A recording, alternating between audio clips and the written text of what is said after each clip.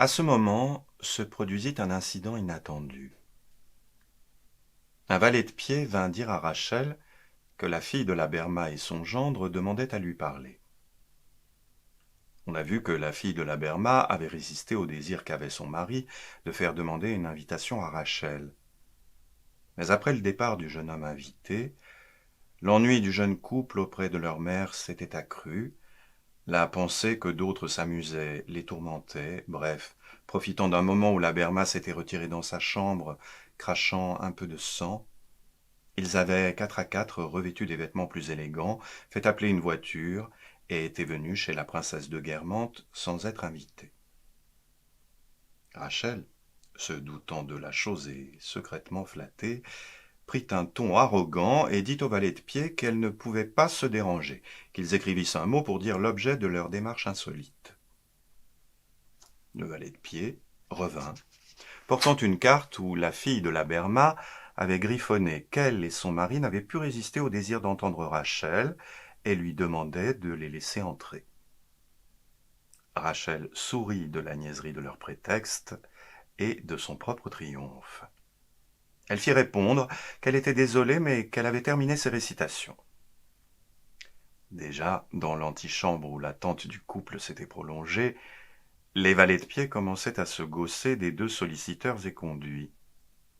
La honte du Navani, le souvenir du rien qu'était Rachel auprès de sa mère, poussèrent la fille de la Berma à poursuivre à fond une démarche que lui avait fait risquer d'abord le simple besoin du plaisir. Elle fit demander comme un service à Rachel, dût-elle ne pas avoir à l'entendre, la permission de lui serrer la main. Rachel était en train de causer avec un prince italien qu'on disait séduit par l'attrait de sa grande fortune, dont quelques relations mondaines dissimulaient un peu l'origine. Elle mesura le renversement des situations qui mettait maintenant les enfants de l'illustre Berma à ses pieds. Après avoir narré à tout le monde d'une façon plaisante cet incident, elle fit dire au jeune couple d'entrer, ce qu'il fit, sans se faire prier, ruinant d'un seul coup la situation sociale de la Berma, comme il avait détruit sa santé. Rachel l'avait compris, et que son amabilité condescendante donnerait la réputation à elle de plus de bonté, au jeune couple de plus de bassesse que n'eût fait son refus. Aussi les reçut-elle à bras ouverts, avec affectation, disant d'un air de protectrice en vue et qui sait oublier sa grandeur, « Mais je crois bien, c'est une joie, la princesse sera ravie !» Ne sachant pas qu'on croyait au théâtre que c'était elle qui invitait, peut-être avait-elle craint qu'en refusant l'entrée aux enfants de la Berma, ceux-ci doutassent, au lieu de sa bonne volonté, ce qui lui eût été bien égal, de son influence. La duchesse de Guermantes s'éloigna instinctivement, car au fur et à mesure que quelqu'un avait l'air de rechercher le monde, il baissait dans l'estime de la duchesse. Elle n'en avait plus en ce moment que pour la bonté de Rachel, et eût tourné le dos aux enfants de la Berma si on les lui avait présentés. Rachel, cependant, composait déjà dans sa tête la phrase gracieuse dont elle accablerait le lendemain la Berma dans les coulisses. « J'ai été navré. Désolé que votre fille fasse antichambre. Si j'avais compris. Elle m'envoyait bien carte sur carte. » Elle était ravie de porter ce coup à la Berma.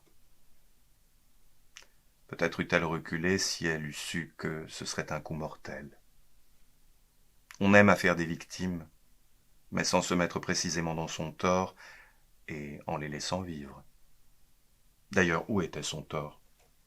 Elle devait dire en riant quelques jours plus tard « C'est un peu fort, j'ai voulu être plus aimable pour ces enfants qu'elle n'a jamais été pour moi, et pour un peu on m'accuserait de l'avoir assassinée. Je prends la duchesse à témoin. » Il semble, pour les grands artistes, que tous les mauvais sentiments et tout le factice de la vie de théâtre passent en leurs enfants sans que chez eux le travail obstiné soit un dérivatif comme chez la mère.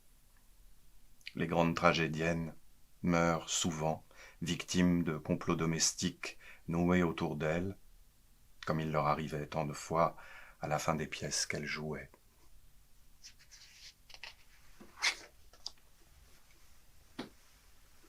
Gilberte, nous l'avons vu, avait voulu éviter un conflit avec sa tante au sujet de Rachel. Elle avait bien fait.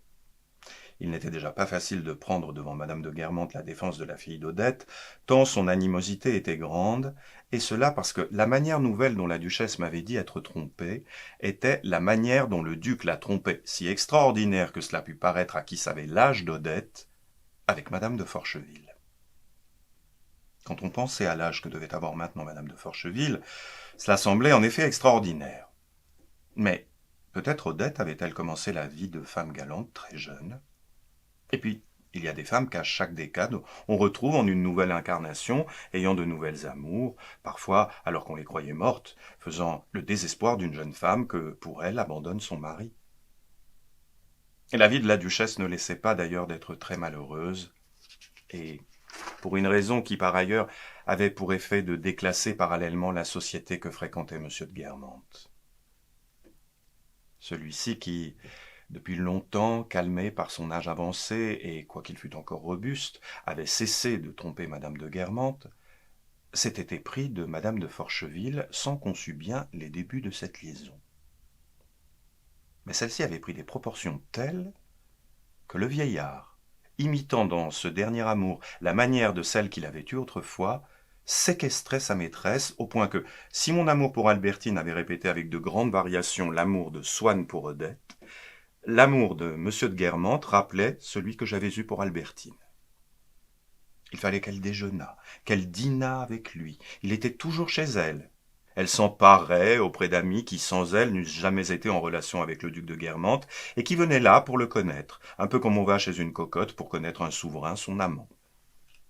Certes, madame de Forcheville était depuis longtemps devenue une femme du monde, mais recommençant à être entretenue sur le tard, et par un si orgueilleux vieillard qui était tout de même chez elle le personnage important, elle se diminuait à chercher seulement à avoir les peignoirs qui lui plussent, la cuisine qu'il aimait, à flatter ses amis en leur disant qu'elle lui avait parlé d'eux, comme elle disait à mon grand-oncle qu'elle avait parlé de lui au grand-duc qui lui envoyait des cigarettes.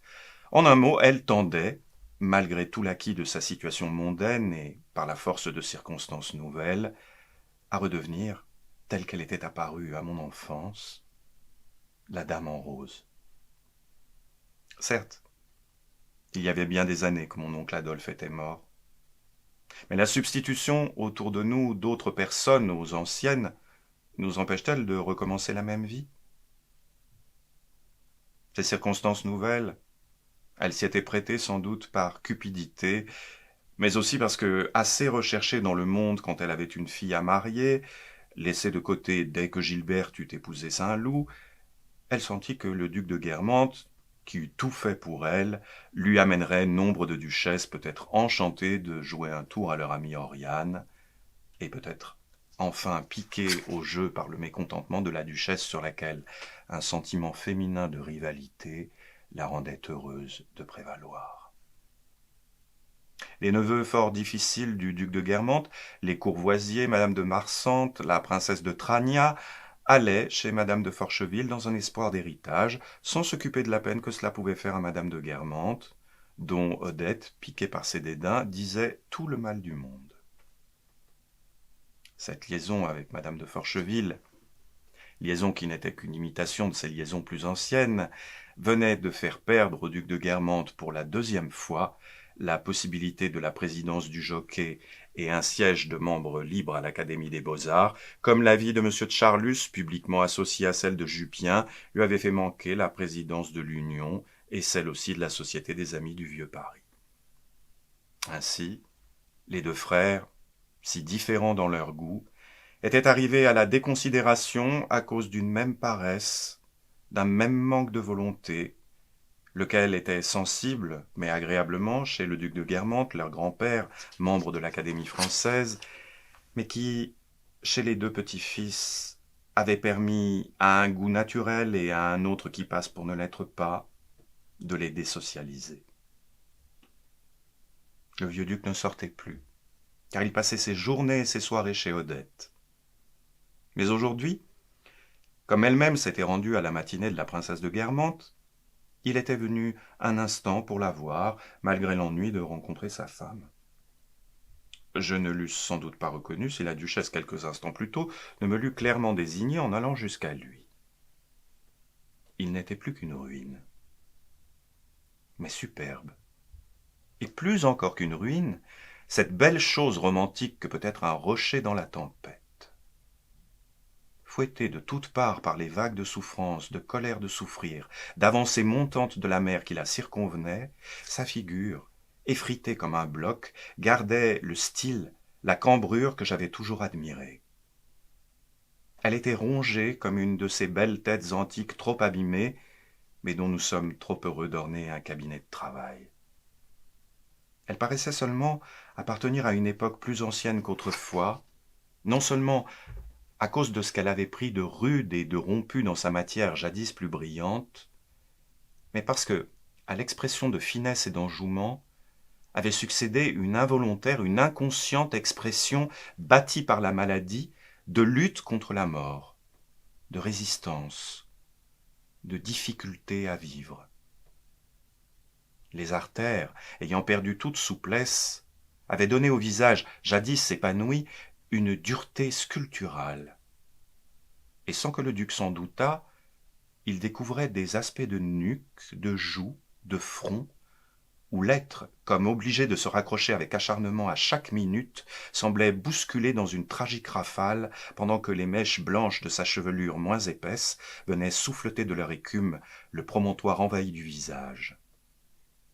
Et comme ces reflets étranges, uniques, que seule l'approche de la tempête où tout va sombrer donne aux roches qui avaient été jusque-là d'une autre couleur, je compris que le gris plombé des joues raides et usées, le gris presque blanc et moutonnant des mèches soulevées, la faible lumière encore départie aux yeux qui voyaient à peine, étaient des teintes non pas irréelles, trop réelles au contraire, mais fantastiques et empruntées à la palette de l'éclairage, inimitable dans ses noirceurs effrayantes et prophétiques de la vieillesse, de la proximité de la mort.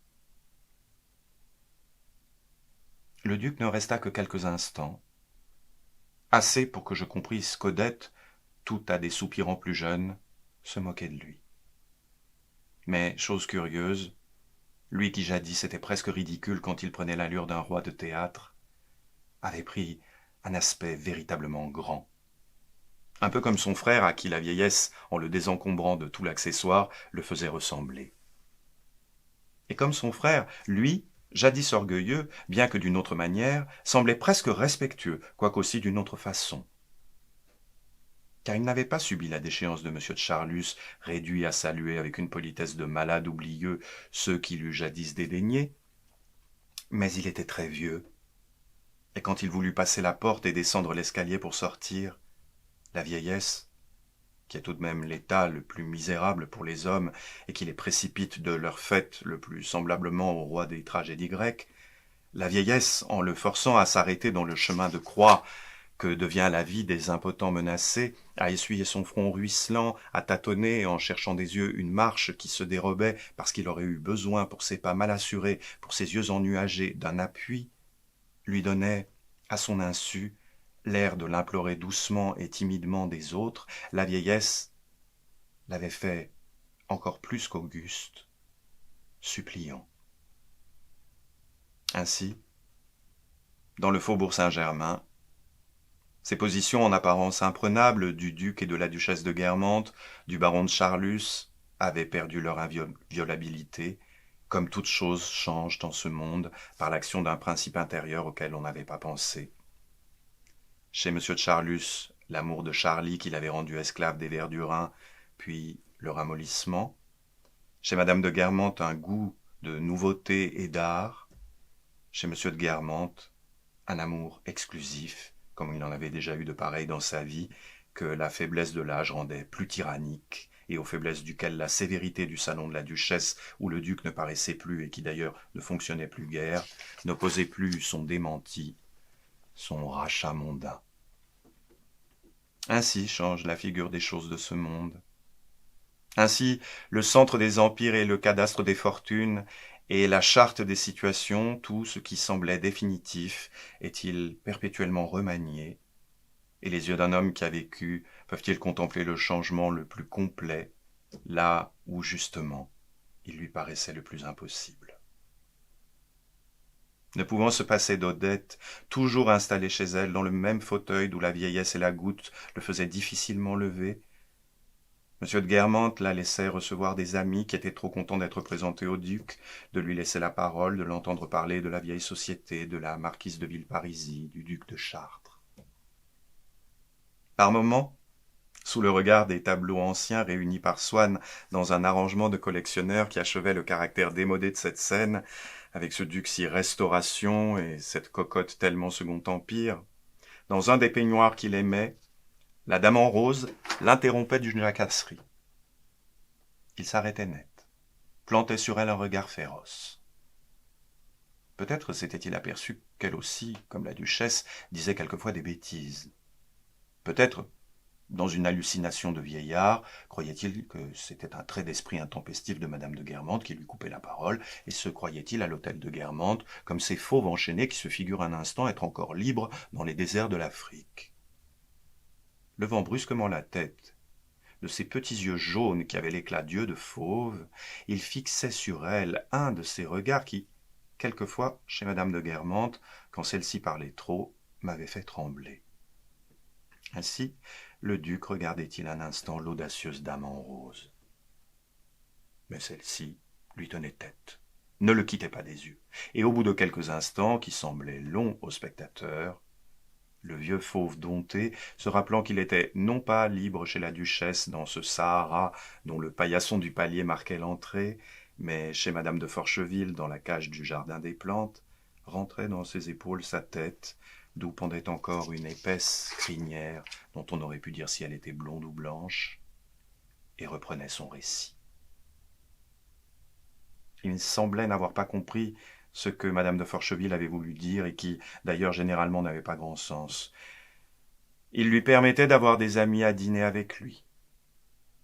Par une manie empruntée à ses anciennes amours, qui n'étaient pas pour étonner Odette, habituée à avoir eu la même de Swann, et qui me touchait, moi, en me rappelant ma vie avec Albertine, il exigeait que ces personnes se retirassent de bonne heure, afin qu'il pût dire bonsoir à Odette, le dernier.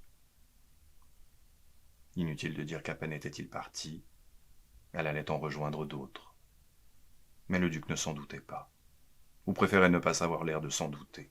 La vue des vieillards baisse, comme leur oreille devient plus dure, leur clairvoyance s'obscurcit, la fatigue même fait faire relâche à leur vigilance.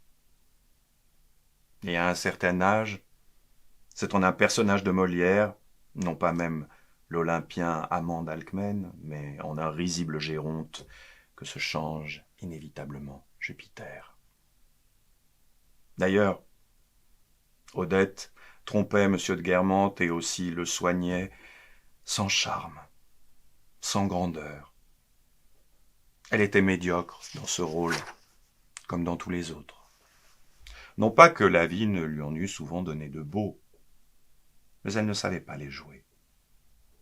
En attendant, elle jouait celui de recluse. De fait, chaque fois que je voulus la voir dans la suite, je n'y pus réussir, car M. de Guermantes, voulant à la fois concilier les exigences de son hygiène et de sa jalousie, ne lui permettait que les fêtes de jour, à condition encore que ce ne fussent pas des bals. Cette réclusion où elle était tenue, elle me l'avoua avec franchise, pour diverses raisons. La principale est qu'elle s'imaginait, bien que je n'eusse écrit que des articles ou publié que des études, que j'étais un auteur connu, ce qui lui faisait même naïvement dire, se rappelant le temps où j'allais avenue des Acacias pour la voir passer, et plus tard chez elle, « Ah, si j'avais pu deviner que ce petit serait un jour un grand écrivain !» Or, ayant entendu dire que les écrivains se plaisent auprès des femmes pour se documenter, se faire raconter des histoires d'amour, elle redevenait maintenant avec moi simple cocotte pour m'intéresser. Tenez, une fois, il y avait un homme qui s'était toqué de moi et que j'aimais éperdument aussi. Nous vivions d'une vie divine. Il avait un voyage à faire en Amérique, je devais y aller avec lui. La veille du départ, je trouvais que c'était plus beau de ne pas laisser diminuer un amour qui ne pourrait pas toujours rester à ce point. Nous eûmes une dernière soirée où il était persuadé que je partais. Ce fut une nuit folle. J'avais près de lui des joies infinies et le désespoir de sentir que je ne le reverrais pas. Le matin, J'étais allé donner mon billet à un voyageur que je ne connaissais pas. Il voulait au moins l'acheter. Je lui répondis non. Vous me rendez un tel service en me le prenant. Je ne veux pas d'argent. Puis c'était une autre histoire. Un jour, j'étais dans les Champs-Élysées, monsieur de Bréauté, que je n'avais vu qu'une fois, se mit à me regarder avec une telle insistance que je m'arrêtai et lui demandai pourquoi il se permettait de me regarder comme ça. Il me répondit « Je vous regarde parce que vous avez un chapeau ridicule. » C'était vrai. C'était un petit chapeau avec des pensées, les modes de ce temps-là étaient affreuses. Mais j'étais en fureur. Je lui dis « Je ne vous permets pas de me parler ainsi. » Il se mit à pleuvoir. Je lui dis « Je ne vous pardonnerai que si vous aviez une voiture. » « Eh bien, justement, j'en ai une, et je vais vous accompagner. »« Non, je veux bien de votre voiture, mais pas de vous. » Je montai dans la voiture, il partit sous la pluie. Mais le soir, il arriva chez moi. Nous eûmes 2 années d'un amour fou. Elle reprit. « Venez prendre une fois le thé avec moi, je vous raconterai comment j'ai fait la connaissance de monsieur de Forcheville. Au fond, dit-elle d'un air mélancolique, j'ai passé ma vie cloîtrée parce que je n'ai eu de grands amours que pour des hommes qui étaient terriblement jaloux de moi. Je ne parle pas de monsieur de Forcheville, car au fond c'était un médiocre, et je n'ai jamais pu aimer véritablement que des gens intelligents. Mais voyez-vous, monsieur Swann était aussi jaloux que l'est ce pauvre duc. Pour celui-ci, je me prive de tout parce que je sais qu'il n'est pas heureux chez lui. Pour monsieur Swann, c'était parce que je l'aimais follement. Et je trouve qu'on peut bien sacrifier la danse et le monde et tout le reste à ce qui peut faire plaisir ou seulement éviter des soucis à un homme qu'on aime. Pauvre Charles, il était si intelligent, si séduisant, exactement le genre d'homme que j'aimais. Et c'était peut-être vrai. Il y avait eu un temps où Swann lui avait plu, justement celui où elle n'était pas son genre. À vrai dire, son genre, même plus tard, elle ne l'avait jamais été. Il l'avait pourtant alors tant et si douloureusement aimée. Il était surpris plus tard de cette contradiction. Elle ne doit pas en être une, si nous songeons combien est forte dans la vie des hommes la proportion des souffrances pour des femmes qui n'étaient pas leur genre. Peut-être cela tient-il à bien des causes. D'abord, parce qu'elles ne sont pas votre genre, on se laisse d'abord aimer sans aimer. Par là, on laisse prendre sur sa vie une habitude qui n'aurait pas eu lieu avec une femme qui eût été votre genre et qui, se sentant désirée, se fût disputée, ne nous aurait accordé que de rares rendez-vous, n'eût pas pris dans notre vie cette installation dans toutes nos heures qui, plus tard, si l'amour vient et qu'elle vienne à nous manquer, pour une brouille, pour un voyage où on nous laisse sans nouvelles, ne nous arrache pas un seul lien, mais 1000. Ensuite, cette habitude est sentimentale parce qu'il n'y a pas grand désir physique à la base, et si l'amour naît, le cerveau travaille bien davantage. Il y a un roman au lieu d'un besoin. Nous ne nous méfions pas des femmes qui ne sont pas notre genre. Nous les laissons nous aimer, et si nous les aimons ensuite, nous les aimons 100 fois plus que les autres, sans avoir même près d'elles la satisfaction du désir assouvi. Pour ces raisons, et bien d'autres, le fait que nous ayons nos plus gros chagrins avec les femmes qui ne sont pas notre genre ne tient pas seulement à cette dérision du destin qui ne réalise notre bonheur que sous la forme qui nous plaît le moins.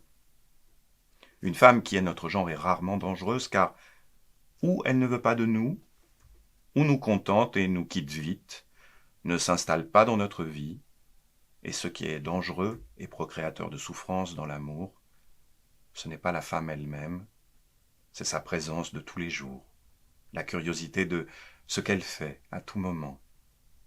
Ce n'est pas la femme, c'est l'habitude. J'eus la lâcheté d'ajouter que ce qu'elle disait de Swann était gentil et noble de sa part, mais je savais combien c'était faux et que sa franchise se mêlait de mensonges. Je pensais avec effroi, au fur et à mesure qu'elle me racontait ses aventures, à tout ce que Swann avait ignoré, dont il aurait tant souffert parce qu'il avait fixé sa sensibilité sur cet être-là, et qu'il devinait, à en être sûr, rien qu'à ses regards, quand elle voyait un homme ou une femme inconnue et qui lui plaisait. Au fond, elle le faisait seulement pour me donner ce qu'elle croyait des sujets de nouvelles. Elle se trompait. Non qu'elle n'eût de tout temps abondamment fourni les réserves de mon imagination. mais d'une façon bien plus involontaire, et par un acte émané de moi-même qui dégageait d'elle à son insu les lois de sa vie. M. de Guermantes ne gardait ses foudres que pour la duchesse, sur les libres fréquentations de laquelle Mme de Forcheville ne manquait pas d'attirer l'attention irritée du duc. Aussi la duchesse était-elle fort malheureuse. Il est vrai que M. de Charlus, à qui j'en avais parlé une fois, prétendait que les premiers torts n'avaient pas été du côté de son frère, que la légende de pureté de la duchesse était faite en réalité d'un nombre incalculable d'aventures habilement dissimulées. Je n'avais jamais entendu parler de cela. Pour presque tout le monde, Madame de Guermantes était une femme toute différente. L'idée qu'elle avait été toujours irréprochable gouvernait les esprits. Entre ces deux idées, je ne pouvais décider laquelle était conforme à la vérité, cette vérité que presque toujours les trois quarts des gens ignorent. Je me rappelais bien certains regards bleus et vagabonds de la duchesse de Guermantes dans la nef de Combray, mais vraiment, aucune des deux idées n'était réfutée par eux, et l'une et l'autre pouvaient leur donner un sens différent et aussi acceptable. Dans ma folie, enfant, je les avais pris un instant pour des regards d'amour adressés à moi. Depuis, j'avais compris qu'ils n'étaient que des regards bienveillants d'une suzeraine, pareils à celle des vitraux de l'église pour ses vassaux. Fallait-il maintenant croire que c'était ma première idée qui avait été la vraie, et que si, plus tard, jamais la duchesse ne m'avait parlé d'amour, c'est parce qu'elle avait craint de se compromettre avec un ami de sa tante et son neveu, plus qu'avec un enfant inconnu rencontré par hasard à Saint-Hilaire-de-Combray? La duchesse avait pu un instant être heureuse de sentir son passé plus consistant parce qu'il était partagé par moi, mais à quelques questions que je lui posais à nouveau sur le provincialisme de M. de Bréauté, que j'avais à l'époque peu distingué de M. de Sagan ou de M. de Guermantes, elle reprit son point de vue de femme du monde, c'est-à-dire de contemptrice de la mondanité. Tout en me parlant, la duchesse me faisait visiter l'hôtel. Dans des salons plus petits, on trouvait des intimes qui, pour écouter la musique, avaient préféré s'isoler. Dans un petit salon empire, où quelques rares habits noirs écoutaient, assis sur un canapé, on voyait, à côté d'une psyché supportée par une Minerve, une chaise longue, placée de façon rectiligne, mais à l'intérieur incurvée comme un berceau, et où une jeune femme était étendue. La mollesse de sa pose, que l'entrée de la duchesse ne lui fit même pas déranger, contrastait avec l'éclat merveilleux de sa robe empire en une soierie nacara devant laquelle les plus rouges fuchsias eussent pâli et sur le tissu nacré de laquelle des insignes et des fleurs semblaient avoir été enfoncés longtemps, car leurs traces y restaient en creux. Pour saluer la duchesse, elle inclina légèrement sa belle tête brune. Bien qu'il fît grand jour, comme elle avait demandé qu'on fermât les grands rideaux en vue de plus de recueillement pour la musique, on avait, pour ne pas se tordre les pieds, allumé sur un trépied une urne où s'irisait une faible lueur. En réponse à ma demande, la duchesse de Guermantes me dit que c'était Madame de Sainte-Verte. Alors je voulus savoir ce qu'elle était à la Madame de Sainte-Verte que j'avais connue. Madame de Guermantes me dit que c'était la femme d'un de ses petits-neveux, parut supporter l'idée qu'elle était née la Rochefoucauld, mais nia avoir elle-même connu des Sainte-Vertes. Je lui rappelai la soirée que je n'avais su, il est vrai, que par ouï-dire, où, princesse des Laumes, elle avait retrouvé Swann. Madame de Guermantes m'affirma n'avoir jamais été à cette soirée. La duchesse avait toujours été un peu menteuse, et l'était devenue davantage. Madame de Sainte-Verte était, pour elle, un salon, d'ailleurs assez tombé avec le temps, qu'elle aimait à renier. Je n'insistais pas. Non! Qui vous avez pu entrevoir chez moi parce qu'il avait de l'esprit, c'est le mari de celle dont vous parlez, et avec qui je n'étais pas en relation. Mais elle n'avait pas de mari. Vous vous l'êtes figuré parce qu'ils étaient séparés, mais il était bien plus agréable qu'elle.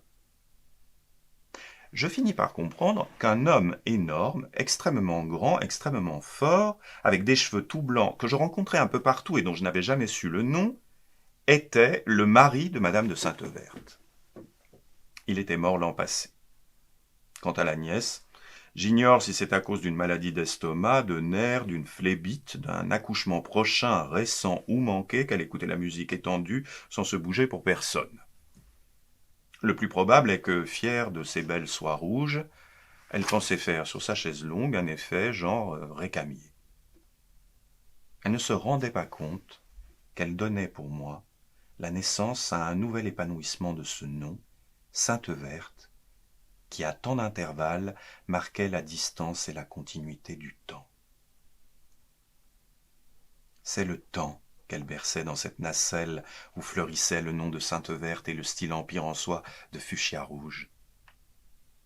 Ce style empire, Madame de Guermantes déclarait l'avoir toujours détesté. Cela voulait dire qu'elle le détestait maintenant, ce qui était vrai, car elle suivait la mode, bien qu'avec quelques retards.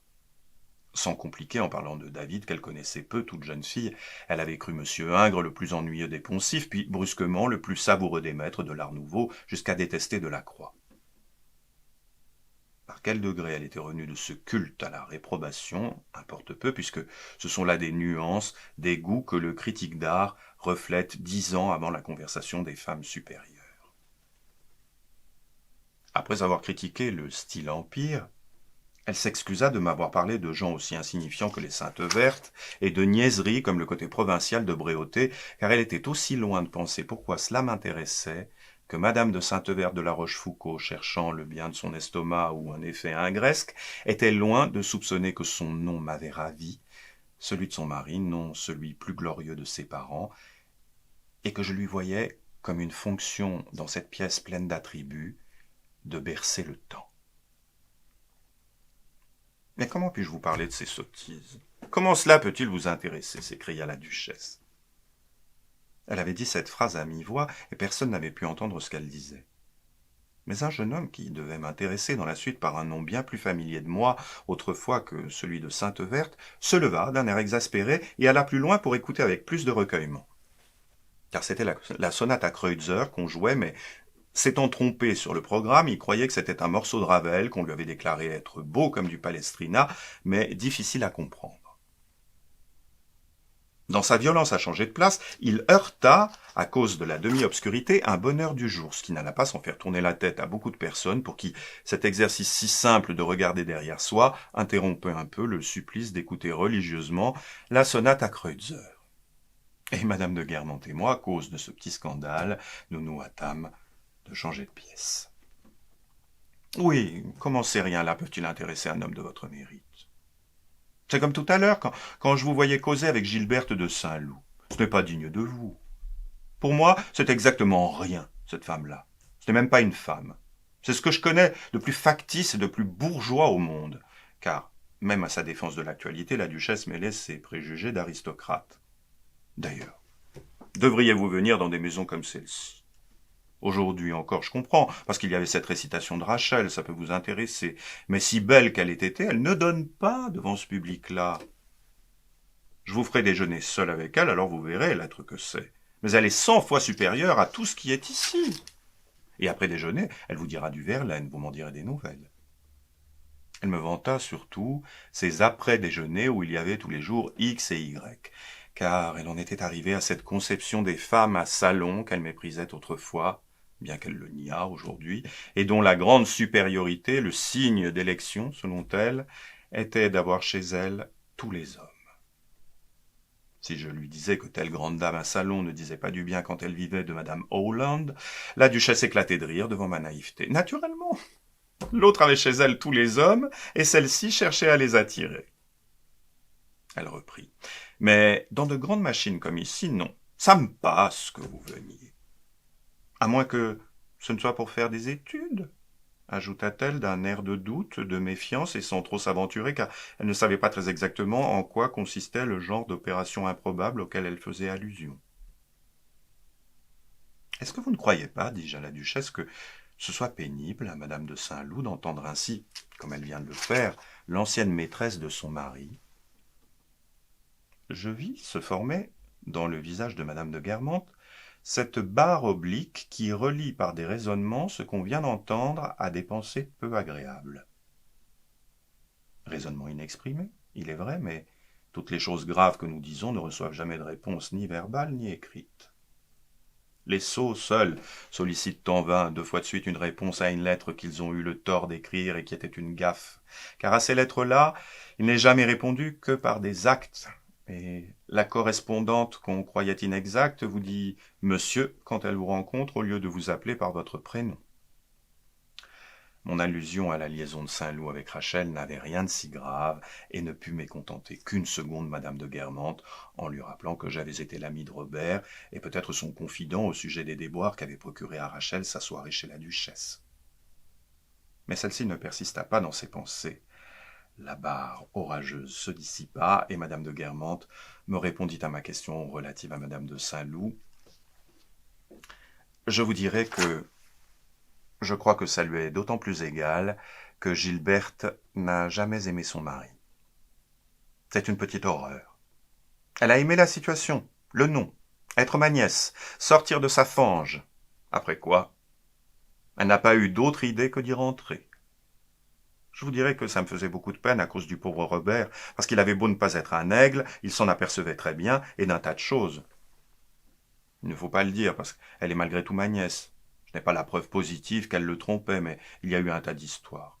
Mais si, je vous dis que je le sais, avec un officier de mes églises. Robert a voulu se battre. C'est pour tout ça que Robert s'est engagé. La guerre lui est apparue comme une délivrance de ses chagrins de famille. Si vous voulez ma pensée, il n'a pas été tué, il s'est fait tuer. Elle n'a eu aucune espèce de chagrin. Elle m'a même étonné par un rare cynisme dans l'affectation de son indifférence, ce qui m'a fait beaucoup de chagrin, parce que j'aimais bien le pauvre Robert. Ça vous étonnera peut-être parce qu'on me connaît mal, mais il m'arrive encore de penser à lui. Je n'oublie personne. Il ne m'a jamais rien dit, mais il avait bien compris que je devinais tout. Mais voyons, si elle avait aimé tant soit peu son mari, pourrait-elle supporter avec ce flegme de se trouver dans le même salon que la femme dont il a été l'amant éperdu pendant tant d'années, on peut dire toujours, car j'ai la certitude que ça n'a jamais cessé, même pendant la guerre. Mais elle lui sauterait à la gorge, s'écria la duchesse, oubliant qu'elle-même, en faisant inviter Rachel et en rendant possible la scène qu'elle jugeait inévitable si Gilberte eût aimé Robert, agissait cruellement. Non, voyez-vous, conclut-elle, c'est une cochonne. Une telle expression était rendue possible à madame de Guermantes par la pente agréable qu'elle descendait du milieu des Guermantes à la société des comédiennes, et aussi parce qu'elle greffait cela sur un genre XVIIIe siècle qu'elle jugeait plein de verdeur, enfin parce qu'elle se croyait tout permis.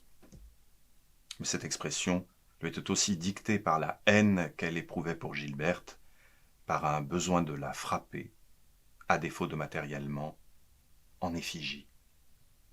Et en même temps, la duchesse pensait justifier par là toute la conduite qu'elle tenait à l'égard de Gilberte, ou plutôt contre elle, dans le monde, dans la famille, au point de vue même des intérêts et de la succession de Robert. Mais parfois, les jugements qu'on porte reçoivent des faits qu'on ignore et qu'on eût pu supposer une justification apparente. Gilberte, qui tenait sans doute un peu de l'ascendance de sa mère, et c'est bien cette facilité que j'avais, sans m'en rendre compte escompté, en lui demandant de me faire connaître de très jeunes filles, tira, après réflexion de la demande que j'avais faite, et sans doute pour que le profit ne sortît pas de la famille, une conclusion plus hardie que toutes celles que j'avais pu supposer, et revenant vers moi, me dit « Si vous le permettez, je vais aller chercher ma fille pour vous la présenter. Elle est là-bas qui cause avec le petit Mortemart et d'autres bambins sans intérêt. Je suis sûr qu'elle sera une gentille amie pour vous. » Je lui demandai si Robert avait été content d'avoir une fille. Oh, il était tout fier d'elle. Mais naturellement, je crois tout de même qu'étant donné ses goûts, dit naïvement Gilberte, il aurait préféré un garçon. Cette fille, dont le nom et la fortune pouvaient faire espérer à sa mère qu'elle épouserait un prince royal et couronnerait toute l'œuvre ascendante de Swann et de sa femme, choisit plus tard comme mari un homme de lettres obscures, car elle n'avait aucun snobisme, et fit redescendre cette famille plus bas que le niveau d'où elle était partie. Il fut alors extrêmement difficile de faire croire aux générations nouvelles que les parents de cet obscur ménage avaient eu une grande situation. L'étonnement que me causèrent les paroles de Gilberte, et le plaisir qu'elles me firent, furent bien vite remplacés, tandis que madame de Saint-Loup s'éloignait vers un autre salon, par cette idée du temps passé qu'elle aussi, à sa manière, me rendait, et sans même que je l'eusse vue, mademoiselle de Saint-Loup. Comme la plupart des êtres, d'ailleurs, n'était-elle pas, comme sont dans les forêts, les étoiles des carrefours où viennent converger des routes venues pour notre vie aussi des points les plus différents? Elles étaient nombreuses pour moi, celles qui aboutissaient à mademoiselle de Saint-Loup et qui rayonnaient autour d'elle. Et avant tout venaient aboutir à elle les deux grands côtés où j'avais fait tant de promenades et de rêves, par son père Robert de Saint-Loup, le côté de Guermantes, par Gilberte, sa mère, le côté de Méséglise, qui était le côté de chez Swann. L'un, par la mère de la jeune fille et les Champs-Élysées, me menait jusqu'à Swann, à mes soirs de Combray, aux côtés de Méséglise. L'autre, par son père, à mes après-midi de Balbec, où je revoyais près de la mer ensoleillée ce cher Swann. Déjà, entre ces deux routes, des transversales s'établissaient. Car ce Balbec réel où j'avais connu Saint-Loup, c'était en grande partie à cause de ce que Swann m'avait dit sur les églises, sur l'église persane surtout que j'avais tant voulu y aller. Et d'autre part, par Robert de Saint-Loup, neveu de la duchesse de Guermantes, je rejoignais à Combray encore le côté de Guermantes. Mais à bien d'autres points de ma vie encore conduisait mademoiselle de Saint-Loup. À la dame en rose, qui était sa grand-mère, et que j'avais vue chez mon grand-oncle.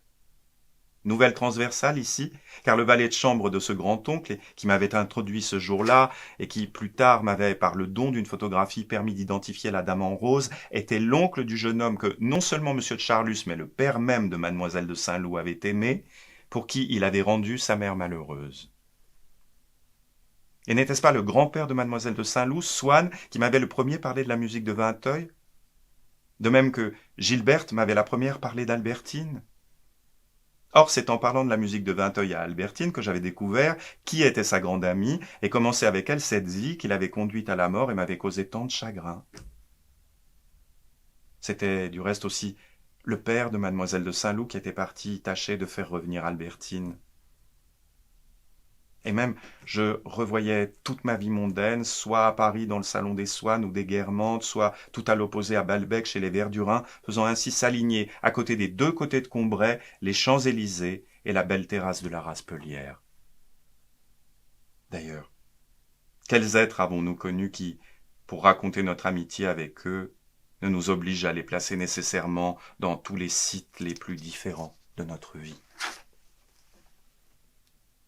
Une vie de Saint-Loup, peinte par moi, se déroulerait dans tous les décors et intéresserait toute ma vie, même les parties de cette vie où il fut étranger, comme ma grand-mère, ou comme Albertine. D'ailleurs, si à l'opposé qu'ils fussent, les Verdurins tenaient à Odette par le passé de celle-ci, à Robert de Saint-Loup par Charly, et chez eux, quel rôle n'avait pas joué la musique de Vinteuil? Enfin, Swann avait aimé la sœur de Legrandin, lequel avait connu monsieur de Charlus, dont le jeune Cambremer avait épousé la pupille. Certes, s'il s'agit uniquement de nos cœurs, le poète a eu raison de parler des fils mystérieux que la vie brise. Mais il est encore plus vrai qu'elle en tisse sans cesse entre les êtres, entre les événements, qu'elle entrecroise ces fils, qu'elle les redouble pour épaissir la trame, si bien qu'entre le moindre point de notre passé et tous les autres, un riche réseau de souvenirs ne laisse que le choix des communications. On peut dire qu'il n'y avait pas, si je cherchais à ne pas en user inconsciemment, mais à me rappeler ce qu'elle avait été, une seule des choses qui nous servait en ce moment, qui n'avait été une chose vivante, et vivante d'une vie personnelle pour nous, transformée ensuite à notre usage en simple matière industrielle.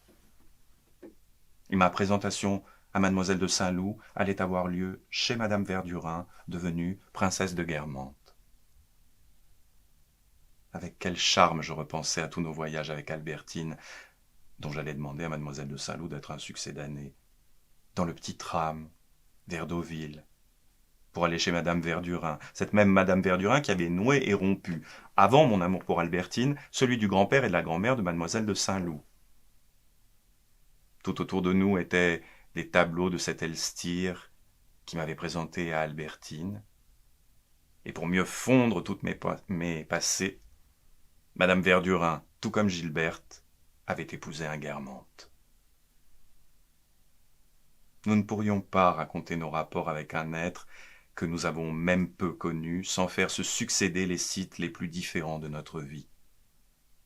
Ainsi, chaque individu, et j'étais moi-même un de ces individus, mesurait pour moi la durée par la révolution qu'il avait accomplie, non seulement autour de soi-même, mais autour des autres, et notamment par les positions qu'il avait occupées successivement par rapport à moi.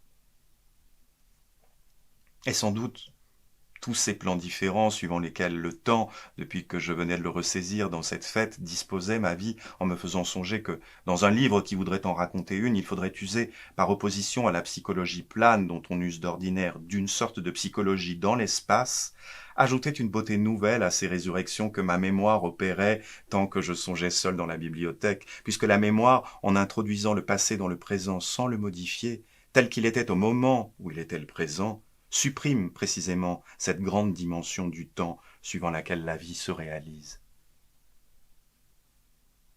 Je vis Gilberte s'avancer. Moi, pour qui le mariage de Saint-Loup, les pensées qui m'occupaient alors et qui étaient les mêmes ce matin, étaient hier. Je fus étonné de voir à côté d'elle une jeune fille d'environ 16 ans, dont la taille élevée mesurait cette distance que je n'avais pas voulu voir. Le temps, incolore et insaisissable, c'était, afin que pour ainsi dire je puisse le voir et le toucher, matérialisé en elle, et l'avait pétri comme un chef-d'œuvre, tandis que parallèlement sur moi, hélas, il n'avait fait que son œuvre. Cependant, mademoiselle de Saint-Loup était devant moi. Elle avait les yeux profonds, nets, forés et perçants. Je fus frappé que son nez, fait comme sur le patron de celui de sa mère et de sa grand-mère, s'arrêta juste par cette ligne tout à fait horizontale sous le nez sublime, quoique pas assez courte. Un trait aussi particulier eût fait reconnaître une statue entre des milliers, n'eût-on vu que ce trait-là, et j'admirais que la nature fût venue à point nommé pour la petite fille, comme pour la mère, comme pour la grand-mère, donner, en grand et original sculpteur, ce puissant et décisif coup de ciseau. Ce nez charmant, légèrement avancé en forme de bec, avait la courbe, non point de celui de Swann, mais de celui de Saint-Loup. L'âme de ce Guermantes s'était évanouie, mais la charmante tête aux yeux perçants de l'oiseau envolé était venue se poser sur les épaules de mademoiselle de Saint-Loup, ce qui faisait longuement rêver ceux qui avaient connu son père.